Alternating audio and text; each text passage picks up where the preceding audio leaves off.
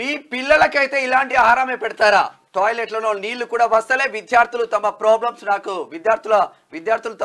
నాకు తెలుసు. Marimadla Ekalavya model school staff పై బండి సంజయ్ ఫైర్. రాజన్న సిరిసిల్ల జిల్లాలో కేంద్ర మంత్రి పర్యటన. చాలా స్కూళ్ళల్లో కూడా ఇటువంటి ఫస్ట్ చేయండి పరిస్థితులు చాలా దారుణంగా ఉన్నాయి. వీటి గురించి 100% చర్యలు తీసుకోవాల్సిన అవసరం ఉంటుంది.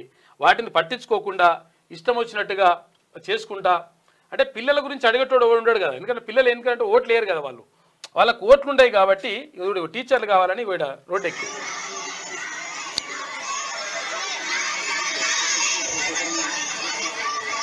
17 మంది పోయింది. 17 మంది టీచర్లు అంటే 2 వచ్చిందంట స్కూల్కి.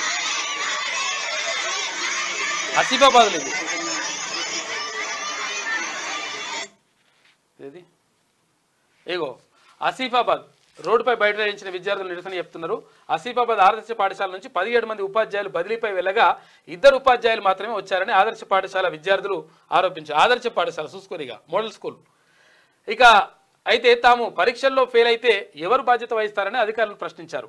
అయితే తరగతి గదుల్లో పాఠాలు చెప్పే ఉపాధ్యాయులు లేక ఖాళీగా కూర్చొని ఇంటికి వెళ్ళిపోతున్నామని ఆవేదన వ్యక్తం చేశారు. పాపం పిల్లలు పాఠశాలలో ఉపాధ్యాయులను నియమించాలని చెప్పేసి రోడ్డుపైకి వచ్చి ధర్నా చేశారు. పిల్లలు ఉపాధ్యాయులను నియమించాలని ధర్నాలు చేసినా పట్టించుకోకపోతే ఏమనాలి? క్యూ న్యూస్ ఛానల్లో పనిచేయటకు అనుభవం గల సీనియర్ వీడియో ఎడిటర్స్ కావాలను సంప్రదించవలసిన నెంబర్ 8688926084. qnewsads@gmail.com ను సంప్రదించండి. లైక్ చేయండి.